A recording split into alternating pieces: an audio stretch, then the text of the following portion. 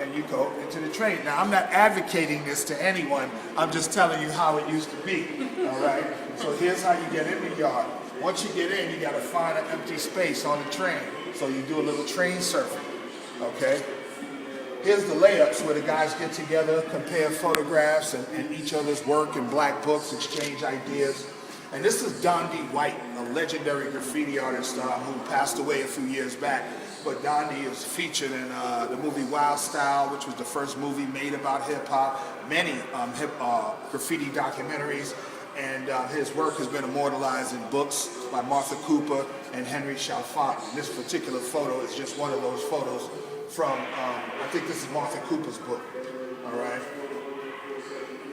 And here's the sentiment of most graffiti artists during the time when Mayor Koch was in office. Dump Koch, okay? Edward Koch was the mayor of New York City during the time when the graffiti boom was bigger than ever. And he, created the crackdown on graffiti. Graffiti was outlawed. There was a time if you were sitting on a New York City subway train with a magic marker in your ear, you were liable to get detained by the police for graffiti, all right? That's how bad the crackdown on graffiti was, all right? The city had budgets of hundreds of thousands of dollars to remove graffiti from the trains and buses and from the facades of buildings, okay? Now today, look where we are, looking at graffiti. In the museum, the blade having to throw up. Did Dondi hit the 4 or 5 or 2 train? All right, so these were the early images, and these were where they start, from these black books.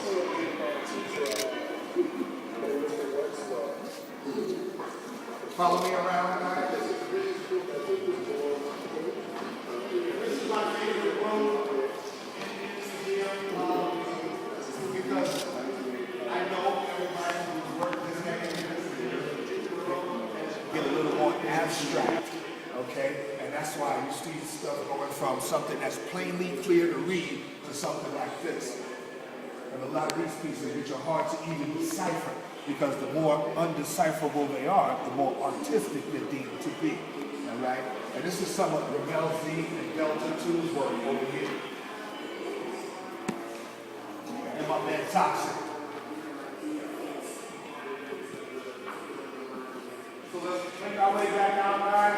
This is some early graffiti tags, okay? Graffiti was first a tag, okay? Because nobody had time to stand around and embellish a piece of graffiti. It's illegal. A cop could walk up on you at any time. So you didn't really take a long time to do it, especially in public. So it's a really quick. And you keep it moving. You don't stay there to admire it. You know what I mean? You don't, it's just.